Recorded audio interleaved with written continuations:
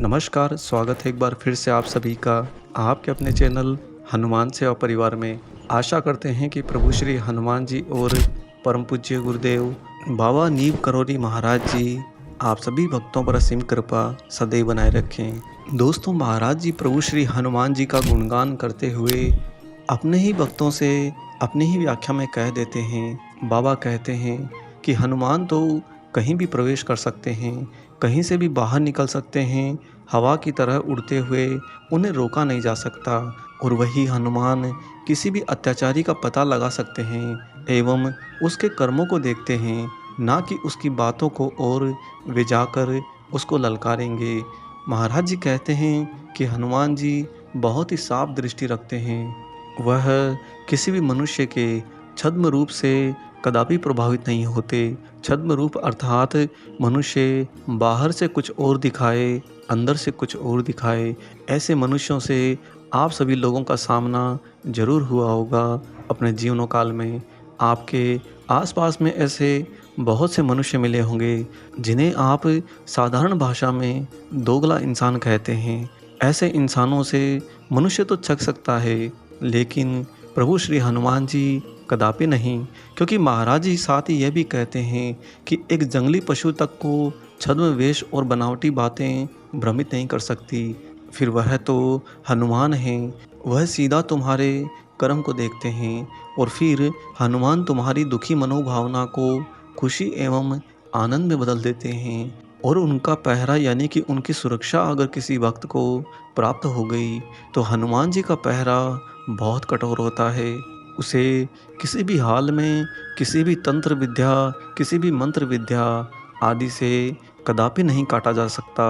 महाराज जी कहते हैं कि एक भक्त को हनुमान जी की सुरक्षा का जो पहरा मिलता है वही हनुमान जी की प्रथम कृपा होती है।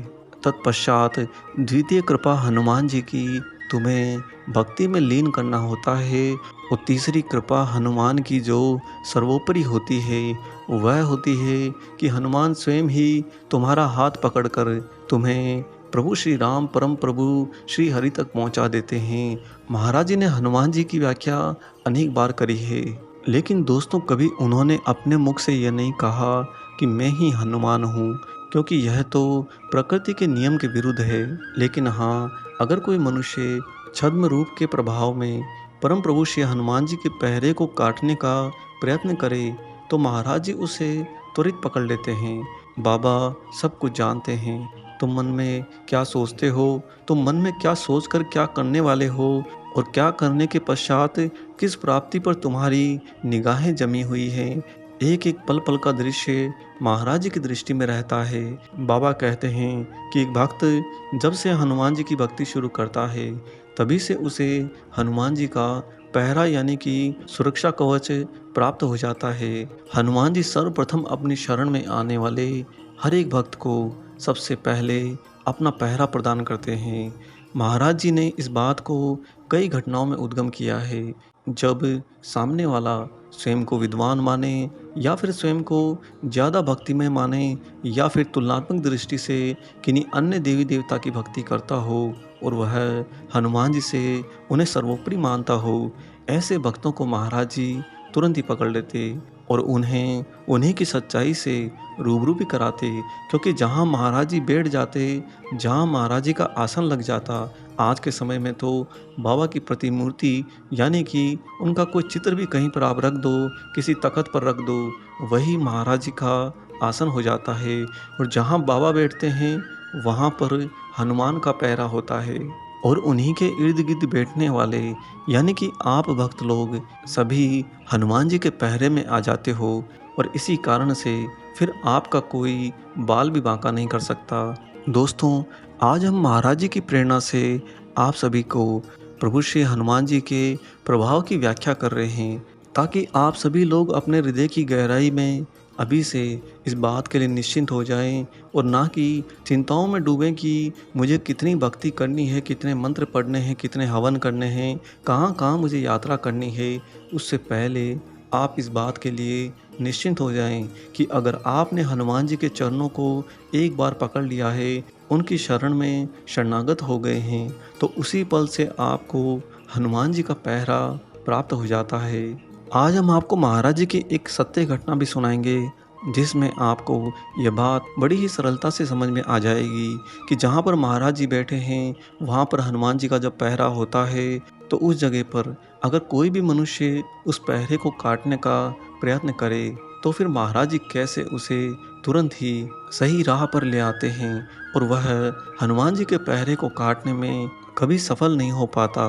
दोस्तों, इससे पहले हम आगे बढ़ें, यहाँ पर हम आप सभी से महाराज जी के एक अनन्य वृद्ध भक्त के जीवन में आए हुए महासंकट की घड़ी में उनकी सहायता, उनकी मदद करने हेतु निवेदन कर रहे हैं। दोस्तों, बाबा के यह भक्त निसंतान अवस्था में और अति वृद्ध अवस्था होने के कारण जीवन के महासंकट से जूझ रहे हैं।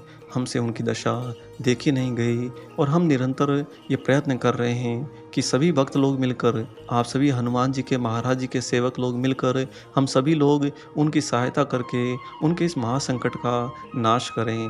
अतः आप सभी से यही निवेदन है, कृपया अपना दिल बड़ा रखकर आगे बढ़कर ज़्यादा से ज़्यादा संख्या में उनकी सहायता जरूर करें। उनकी मदद करने हेतु यहाँ पर हम आपको उनका फ़ोन पे नंबर एवं क्यूआर कोड दे रहे हैं। आप सभी लोग कृपया उनकी मदद ज़्यादा से ज़्यादा करने का ज़रूर प्रयत्न करें। आइए अब लौटते हैं अपने वीडियो पर और आपको सुनाते हैं बाबा की वह बहुत ही अद्भुत हनुमान के पहरे वाली घटना।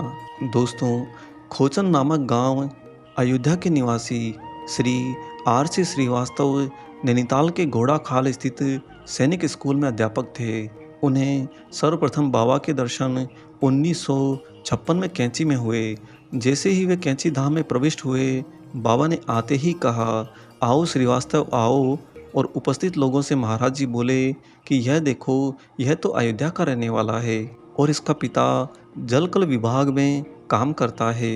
अंदर से यह बहुत साफ है, परंतु बाहर से रंग बदलता है। बाबा ने जो ही ये बातें कही, श्री श्रीवास्तव बड़े प्रभावित तो हुए, लेकिन थोड़े कुंठित भी हुए, क्योंकि महाराज जी ने जो बात कही, अंदर से तो यह साफ है और बाहर से रंग बदलता है। यही बात श्रीवास्तव जी को अटपटी लग गई। एक तरफ तो वह बहुत प्रभावित हुए कि महाराज जी से वह इससे पहले कभी नहीं मिले थे, न बाबा के दर्शन हुए, न बाबा की कोई बात सुनी, न बाबा के समीप गए, न ही उन्होंने कभी महाराज जी का कोई स्मरण किया। फिर बाबा ने उन्हें सम्मुख आते ही सबसे पहले ही उनके बारे में सब कुछ बता दिया। श्री श्रीवास्तव जी कहते हैं कि मैं तो केवल जहाँ पर सैनिक विद्यालय में अध्यापक था, यानी कि घोड़ा खाल में, वहीं पर आसपास के लोगों से उड़ती उड़ती चर्चाओं में बाबा नीम करोली जी के बारे में बहुत सुना था। बस उसी कारण से मैं उनके दर्शन करने आया। इस घटना के बाद में श्री श्रीवास्तव जी बार बार महाराज जी के पास आने लगे। कई बार वह कैंची धाम में आते और अन्य भक्तों से पीछे दूर जाकर बैठ जाते और वहाँ से बाबा को निहारते रहते। कुछ न कुछ तो उनके अंतः मन में पक रहा था। और जैसा कि महाराज जी ने कहा कि वह बाहर से रंग बदलने वाली प्रवृत्ति के हैं, और वही उस समय घट भी रहा था। श्री श्रीवास्तव जी बार बार ये विचार करने लगे कि कैसे मैं महाराज जी को कहीं पर पकड़ लूँ। आपको यहाँ पर एक बात और बता दें दोस्तों, कि यह जो श्री श्रीवास्तव जी थे, इन्होंने अपने किसी गुरु से नानक शाही मंत्र ले रखा था, जिसका जाप वे नित्य किया करते थे। महाराज जी को पकड़ने हेतु उन्होंने यह विचार किया कि अगर महाराज जी सिद्ध नहीं हुए, अगर महाराज जी सच में हनुमान नहीं हुए, तो मेरा जो यह मंत्र है यह वहाँ पर काम कर जाएगा। इसी धारणा को बनाकर अगली बार जब वह बाबा के दर्शन करने आए, तो सारे दर्शनार्थियों के पीछे बैठकर नीची गर्दन करके चुपचाप अपने उसी नानक शाही मंत्र का जाप करने लगे।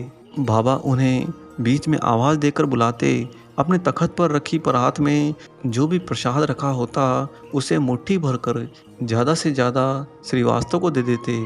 श्रीवास्तव प्रसाद लेकर फिर से दर्शनार्थियों के पीछे जाकर बैठ जाते और अपना मंत्र फिर से चालू कर देते। फिर थोड़ी ही देर में अगर कोई अन्य भक्त आकर बाबा के श्री चरणों में कोई प्रसाद भोग चढ़ाता, तो महाराज जी फिर से श्रीवास्तव को आवाज़ लगाते और उसे वो सारा प्रसाद दे देते। यह क्रम लगभग 2 से 3 घंटे तक निरंतर चलता रहा। आप देखिए यहाँ पर क्या घटने वाला है। अंत में श्रीवास्तव जी से नहीं रहा गया। वह खड़े हुए और आगे आकर महाराज जी से बड़े स्पष्ट शब्दों में कहने लगे कि बाबा ये क्या है? आप बार बार मुझे बुलाकर सारा प्रसाद मुझे ही देते हो। यहाँ पर इतने लोग भी तो बैठे हैं, इन्हें क्यों नहीं बांटते? इस बार महाराज जी ने मुस्कुराते हुए धीरे से कहा कि तू मेरी परीक्षा जो ले रहा है, अच्छा अब जा। निसंदेह बाबा की दृष्टि तो श्री श्रीवास्तव की मनस्थिति पर थी। श्री श्रीवास्तव जी वह जो मंत्र का उच्चारण कर रहे थे उसके द्वारा हनुमान के पहरे की काट ढूंढ रहे थे, लेकिन यह संभव ही नहीं। महाराज जी ने स्वयं अनेक बार कहा है कि हनुमान का पहरा बहुत कठोर होता है। वह किसी भी विपरीत भाव को, किसी भी विपरीत विचार को और किसी भी विपरीत मनस्थिति को तुरंत पकड़ लेते हैं। हनुमान जी से कुछ भी बच नहीं सकता। अरे हनुमान तो वह हैं जो परम प्रभु श्री राम को और लक्ष्मण जी को अपनी पूंछ के घेरे में रखते हुए युद्ध भूमि पर उनका पहरा बनकर खड़े रहते थे और दूर दूर से लंका की दिशा से जो भी मायावी राक्षस भेद बदल बदल कर छद्म रूप धारण करके उनकी तरफ दौड़े चले आते थे, हनुमान जी उन्हें दूर से ही मुक्का मारकर वापस परलोक की दिशा में भेज देते थे। हनुमान जी का वह कठोर पहरा बड़े बड़े छद्म मायावी राक्षस नहीं काट पाए, तो क्या आज का कोई मनुष्य उस पहरे की काट ढूंढ सकता है? कदापि नहीं। उस घटना के बाद में श्री श्रीवास्तव जी पूरी तरह से बदल गए और वह महाराज जी के अनन्य भक्त हो गए। श्रीवास्तव जी कहते हैं कि एक दिन महाराज जी ने स्वयं ही मुझसे कह दिया कि देखो हनुमान का पहरा बहुत कठोर होता है।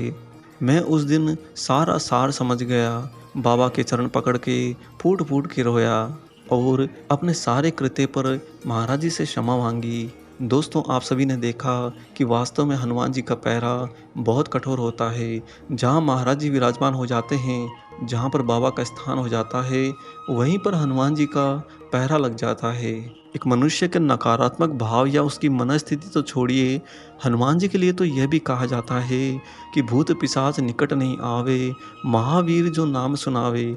जहाँ पर हनुमान जी का नाम बैठा है, जहाँ पर हनुमान जी का आसन लगा है, जहाँ पर बाबा जी विराजे हैं, वहाँ पर किसी भी मनुष्य का कोई छद्म रूप, कोई उसका रंग बदलना कभी काम नहीं करता। महाराज जी का यह हनुमान पहरा आप सभी भक्तों पर सदैव बना रहे। इसी के साथ में हम आशा करते हैं कि आज का ये खास वीडियो आपको ज़रूर पसंद आया हो। वीडियो अगर अच्छा लगा है तो जाने से पहले से ज़रूर लाइक करें और ज़्यादा से ज़्यादा इस वीडियो को अन्य सभी राम भक्तों, हनुमान भक्तों से ज़रूर शेयर करें। मिलेंगे बहुत जल्दी ही एक और ऐसे ही नए वीडियो के साथ में। तब तक अपना और अपने माता पिता का संपूर्ण ख्याल रखिए और परम प्रभु श्री राम जी का निरंतर गुणगान करते हुए बाबा हनुमान एवं बाबा नीम करोली महाराज जी की निस्वार्थ होकर सेवा करते रहिए। जय सिया राम।